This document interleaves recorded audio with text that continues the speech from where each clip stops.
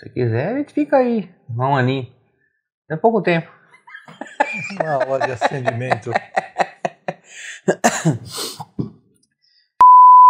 Fala, galerinha do canal da Cigar 019, diretamente aqui da Nicarágua. Hoje, segundo dia de visitas, vamos falar um pouquinho sobre parte de fermentação, que é muito especial. Os processos que acontecem na oliva são muito especiais e é muito no detalhe.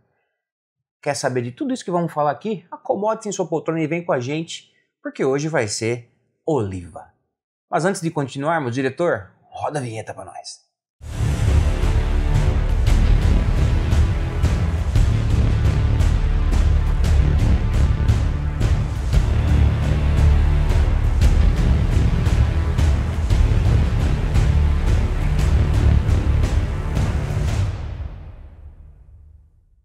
Bom, vinheta rolada, estamos aqui com o nosso querido Arthur Averician. Muito bom estar aqui. Em Nicarágua, Averician. Arturo Averician. Galera, a ideia nossa aqui é todos os dias fazer um resumo do que estamos vendo aqui nas fábricas.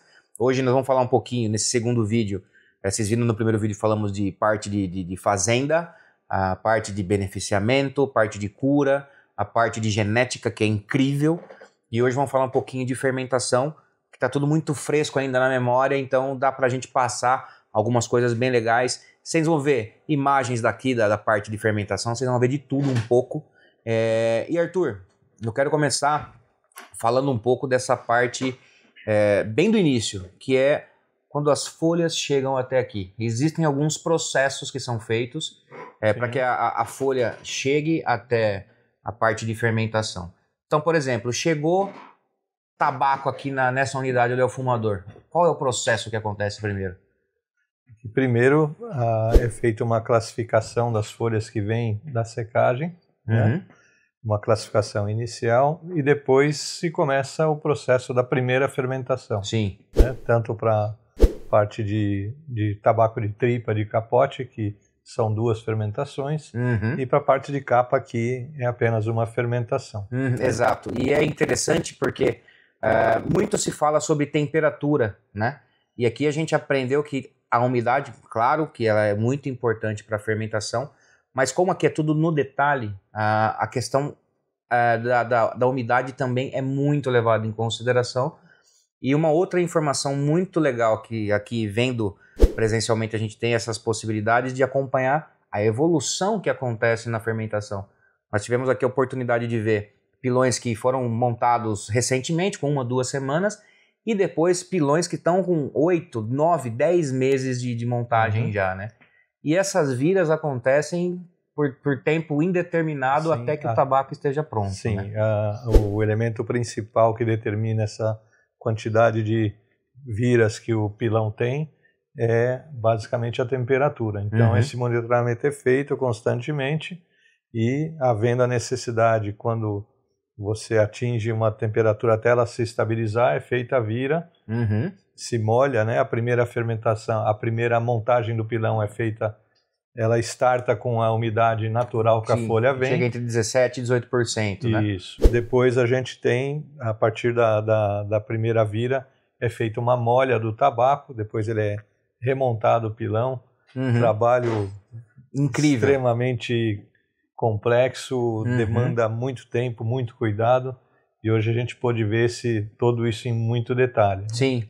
E é uma parte interessante também que o percentual que chega a 17% e 18%, depois, durante esse período, ele é normalmente até 30%. Então, eles trabalham com essa umidade e atinge a temperatura, estabilizou, fazem a vira. Sim. Então, é tudo muito no detalhe.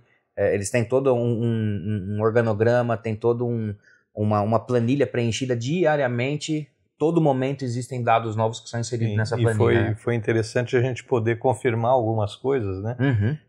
Com relação, se fala muito em tempo de fermentação, né? Sim. E como isso está ligado também ao piso foliar de cada folha, Exato. Né? Então a gente fizemos aí uma conta com o pessoal, né? Que pelo menos 2 anos e meio para você ter a fermentação de todos os tipos de tabaco. Exato. Os tabacos das partes mais baixas com uma fermentação um pouco mais rápida, e à medida que você vai tendo os pisos superiores, você vai tendo um tempo de fermentação mais longo. E que Sim. isso a gente, nessa conta, quer dizer, pelo menos 2 anos e meio, Exato. pensando num tabaco de premium. Extrema qualidade. Você precisa desse tempo mínimo para você ter um tabaco de muita qualidade. E um outro dado que é interessante, quando nós chegamos na oliva, a escala que é tudo gigantesca. Então, por exemplo, quando nós vamos na parte de fermentação, que a gente vê vários e vários pilões, cada pilão ele não mistura piso foliar. Então, por exemplo, se você tem do corte 1, corte 2, eles vão estar separados, Sim. corte 3, corte 4 vão estar separados, Sim. que é justamente para que cada um obedeça ao seu tempo de fermentação, ao seu processo, Sim. e chegue no resultado, porque a fermentação nada mais é do que, além de toda a parte química, é de colocar todas as folhas na mesma tonalidade, Sim. né? Então a gente vê isso muito de perto aqui, né? E como isso é importante lá na frente, quando você Sim. vai ter a montagem dos blends, as ligadas, e pensando naquela questão fundamental que é a consistência do blend ao longo do tempo. Sim, né? A gente vê muito isso aqui, né? A questão consistência elevada é uma regra muito definida aqui, né? Foi muito impressionante ver esse trabalho e no momento que estava ali na seleção antes da segunda fermentação, que você está fazendo a escolha dos tipos, você tem o lirreiro, o viso, o seco, e essa diferenciação que eles fazem aqui de identificar diferentes tipos de lirreiro, diferentes tipos de seco, para você ter essa uniformidade levada a um nível que eu, pelo menos, não havia visto em outras fábricas. É porque, assim, até para o pessoal entender, nós fazemos as visitas aqui na Nicarágua com o Nicaragua Cigar Tour, ou para a Dominicana com o Dominicana Cigar Tour. É tudo muito mais rápido, e a quantidade de pessoas, a informação ela é passada, mas no detalhe, como a gente está tendo aqui agora, é muito diferente. Sim, muito diferente. A liberdade de poder perguntar tudo que a gente quer. Até por essa questão do tempo do pessoal. Exato. Você precisa andar, você tem o tempo da visita, né? Então, estamos tendo uma oportunidade aqui singular de nos aprofundarmos com relação à oliva. E a questão do blend, você citou, é muito interessante, porque, por exemplo, se você usa, eles classificam os pisos como 1, 2, 3, 4, 5, enfim, viso, seco e ligeiro. Então, eles usam essa separação, classificam por corte, no caso, número 1, 2, 3, 4 e 5. Então, se uma linha usa o corte 4, ela vai usar o corte 4 para todas. Elas não usam cortes diferentes desses pisos para que o blend mantenha uma constância, uma consistência perfeita. Isso a gente vê muito claramente aqui na oliva. Além dessa fermentação que eles fazem de miolo, de tripa no caso, e capote, há uma outra especial que é só para a capa. Sim. Então é totalmente distinta também, inclusive são salas separadas, que é justamente para que esse processo aconteça. E aí aqui nós vimos a Habano, nós vimos Sumatra, nós vimos Pensilvânia, tinha algumas folhas também de San Andrés, Habano, Equador. Então nós conseguimos ver um pilão que estava com 3 meses de fermentação e um pilão com 8 meses de fermentação. Sim, a diferença que isso faz na tonalidade da folha é impressionante, né? Se fala muito isso e a gente pôde vivenciar mesmo qual o impacto desse tempo, né, nessa tonalidade e como isso é levado extremamente a sério. Né? Muito a sério, muito a sério. E depois dessa fermentação, das partes de fermentação, nós vamos para a parte de seleção, que ali também são tantos detalhes que num primeiro momento assusta a quantidade de informação que a gente teve, né? Então, por exemplo, numa mesma folha de capa ou uma mesma folha mesma paca de capa, você tem uma classificação que ela é feita o que é capa, o que é capote. Sim. Na mesma folha pode ter metade capa, metade capote. O uso dela, decidir ali se você vai usar uma parte para capote ou uma parte para capa. Sim. O que é só capa super premium. Impressionante o nível de detalhe que também eu não tinha visto ainda. Não, de verdade o detalhe é muito mais aprofundado. Nos foi mostrado inclusive uma folha que era metade ia ser capa e a outra metade ia ser capote, e você consegue identificar ali o porquê uma vai virar capote e o porquê a outra vai ser capa, a questão da coloração que vai para o capote, o lado que está perfeito vai para a capa. Não e o sabor ele é o mesmo, enfim, é muito legal, é muito no detalhe. essa parte do miolo, poder sentir a diferença da parte do que é lirreiro para a parte do que é seco. E é perceptível, né? A textura da folha, exato. E é interessante porque a gente vê o processo, a gente comentou muito aqui também isso. O tempo, isso, né, o tempo mínimo para você ter o charuto na sua mão, desde a semente até o produto final, considerando todas as etapas, fermentação, no caso a cura, que vem primeiro, fermentação, depois a parte de produção, enfim, para qualquer linha que a gente vê da oliva é no mínimo 3 anos. No mínimo 3 anos. Isso é um dado feito aqui, um dado que foi nos passado, isso é mínimo, tempo mínimo, isso falando de produção. Sim. Se a gente considerar algumas etapas que tem, a parte que tem, onde estão os tabacos, que ali nós vimos pacas que estão aqui há 1 ano, pacas com mais de 1 ano, que estão aqui disponíveis para a produção, já temos aí mais 1 ano de anerramento praticamente. Pelo menos. Então, esse é o tipo de detalhamento que a gente tem a possibilidade de acompanhar aqui, e tem pouco tabaco aqui, né, Arthur? Quase nada. Inclusive, conversando com eles aqui, nós perguntamos se caiu um meteoro nas plantações e não tiver mais tabaco, qual foi o tempo que eles falaram, que eles disseram pra gente? Que 3 anos tranquilo. Tranquilamente, podendo chegar até 6 anos, levando em consideração todas as plantas que eles têm aqui. Então, realmente é incrível a possibilidade que nós temos aqui de aprofundar no detalhamento de como funcionam esses processos e enxergar tudo o que se passa antes de termos o charuto na mão, para valorizar ainda mais o produto que a gente tem, né, cara? E outro detalhe que chamou a atenção e foi enfatizado também é a limpeza dos galpões das salas. Isso é incrível. É incrível. Parece tem hospitais que não são assim. Exato. Não, cara, e é verdade, é bem isso.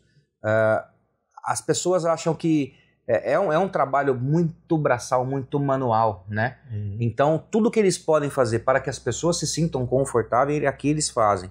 Então, tem ambientes que o clima é um pouco mais quente, tem ambientes que são um pouco mais frios, mas tudo é pensado para que o funcionário também se sinta bem. Sim. Né? Então, eles têm uma rotação, por exemplo, naquela parte que eles fazem aquela segunda fermentação, ou seja de capa, ou seja de miolo, eles têm uma rotação de funcionários que é justamente para não ter uma exposição grande a amônia ou coisa do gênero, porque citaram inclusive o Sr. Andrés, que é forte nessa parte. Teve uma das salas que nós entramos lá que eu não fiquei muito tempo. Exato. Tava forte o cheiro lá. Sim. E me lembrei agora também que nós comentamos, acho que eu fiz uma pergunta lá sobre a questão de fumigação dos tabacos, sim, controle de Lasioderma, né? Sim. Qualquer ameaça, para tudo, isola-se a área de produção, o pessoal fica em casa e é feita uma fumigação para não haver o mínimo risco de comprometer o trabalho pelo estoque que nós Exato. Você imagina, né? Se aparece uma pequena família viajante de Lasioderma ali naquela parte que está armazenado os tabacos, você imagina o preju. Isso é um detalhe também que você pode comprar seu oliva, guardar seu oliva tranquilo. Sem problema nenhum. É praticamente impossível você ter um problema com Lasioderma em oliva. Que venha da fábrica, né? Sim. Então, cara, é muito no detalhe. Isso é um fato que cada vez mais que nós visitamos a oliva, a estrutura que eles têm, toda essa parte de tecnologia, é tudo automatizado. A parte de secagem, ela é automatizada. A parte de umidificação de ambiente é tudo automatizado. Isso sem comprometer a questão tradição, né? Exato. Das técnicas. Exato. Quer dizer, é a tecnologia usada para você otimizar o processo, mas sem sair da tradição desse do método processo tradicional. de seleção. Exato. Sempre no sentido de contribuir, nunca substituir. Exato. Né? Exato. Há coisas que você melhora, mas não substitui. Sim. E é isso que a gente vê muito aqui. É uma outra curiosidade que eu perguntei também. Aqui os pilões eles são cobertos com plástico preto, que é justamente para você ter uma uniformidade durante essa fermentação, porque você não tem escape nem de temperatura e nem de umidade. Então tudo isso faz com que o processo ele seja cada vez mais uniforme. Então a parte de fermentação, de seleção, você vê essa uniformidade, você vê que tem um padrão. Tudo para que chegue lá na frente e o charuto a perfeição como os pilones são arrumados, a cobertura... Sim, é tudo impecável. Neles, colocando um material que absorva água para, na questão do tabaco suar, se condensar a água ali, você ter um material que absorva água para evitar qualquer problema com as folhas que estão mais ali por cima. Sim, até aquele momento que estávamos na seleção de capas ali, fazendo essa classificação, ao lado eles colocam as caixas onde vão colocar as folhas. Sim. Até os pallets, eles fazem questão que estejam exatamente no mesmo alinhamento. Impressionante, isso aí foi demais. E ele falou, realmente, aqui é tudo no detalhe. Você pode achar que não, mas isso faz diferença nos processos, eles acabam sendo mais fáceis, né? Se você faz de uma forma organizada, você não tem que ficar corrigindo a todo momento os processos, entendeu? Então eu acho que isso é muito, a gente vê muito isso aqui, né? Sim, é um estímulo a todos que trabalham, você vê esse cuidado, você está com isso sendo incorporado ao teu dia a dia, a cultura de trabalho da Oliva. Né? Então, é fora do comum. Exato. Então, se você quer ter uma noção do que é tradição e inovação tecnológica, aqui você vai ver tudo isso, porque se faz muito bem feito. Por isso que se você fumar um Oliva hoje e um Oliva daqui 5 anos, ou um Oliva que você fumou há 5 anos atrás, hoje ele vai ter o mesmo sabor, o mesmo padrão, o mesmo perfil. Dificilmente você vê diferenças. Claro, eles fazem alguns ajustes, porque as colheitas elas são diferentes. É um trabalho normal de um processo de você fazer compensações de safras por variações climáticas. Né? E um outro dado interessante, já que estamos falando de processos e tal, você fez uma pergunta que eu achei interessante para aquele senhor que estava fazendo a classificação do que ia para qual linha na produção. Vocês vão ver algumas imagens das pacas com as linhas que cada paca vai na produção. Ele falou algo em relação ao preço de capa em relação ao produto final. Sim. É uma curiosidade interessante. Foi ali que você tem pelo menos 40% do custo do charuto atribuído à folha de capa. Né? Então, como o risco de você, a perda, saber manipular essa capa, o cuidado que você tem com uma folha tão cara. Exato. Então, 40% representa, no mínimo, no custo final. Então, tudo isso são informações que a gente vai captando aqui, à medida do possível. Nós vamos passando para vocês aqui, mais ou menos que em tempo real. Esse vídeo deve estar entrando durante nossa visita aqui ainda. Vamos ver como que vai ser, se a internet vai nos ajudar aqui na Nicarágua. Mas acredito que vocês vão estar vendo isso praticamente em tempo real, a ponto que tudo está acontecendo aqui. Isso de verdade, é muito legal de estar presenciando, de ter de ter tudo isso detalhado, cada coisa, cada informação muito bem passada. Isso para mim é incrível. E demais. Agora controlar a ansiedade para a próxima etapa, que é produção. Né? Exato, estamos em fermentação, ontem foi campo, amanhã estaremos em produção. Hoje ainda vamos para a parte de fábrica de caixa, que também me encanta bastante, que tem algumas obras de arte que eles fazem, que é incrível. E, claro, vocês vão ver tudo aqui no canal, mas para isso o que eles têm que fazer? Se inscrever no canal. O mínimo, né? É o mínimo, a obrigação. Porque se o cara não se inscrever, o que você fala quando a pessoa comete algum erro? Não faz isso, animal! Sensacional! Então se inscreve aí e vem com a gente acompanhar todos esses conteúdos diretamente aqui da Nicarágua para vosotros em Brasil. Como tá o espanhol? Tá voando, hein? Tá voando. Terminando o vídeo, eu vou tomar uma Coca-Cola. Uma Coca-Cola. Coca-Cola fria ou gelada. Como você disse aí em Nicarágua? Gelada ou fria? Gelada. Vou pagar lá com meu cartão de crédito. Muito bem, muito bem. Coisas que acontecem aqui. Inclusive, o pessoal deve ter visto umas imagens. Você salvou o sapato? PT. Ficará aqui na Nicarágua. Alguém ganhou um presentinho tamanho 38. Um regalo de Brasília. Muito bem. Bom, galera, nós vamos ficando por aqui nesse segundo vídeo dessa aventura nicaragüense que estamos fazendo aqui para vocês acompanharem. Continue acompanhando, compartilha com todo mundo e vem com a gente. Certo? Abraço, pessoal. Muito gusto ter aqui conosco. Muito gusto. Nos vemos em breve. Um beijo desse gordo que vos fala. Até a próxima. Tchau.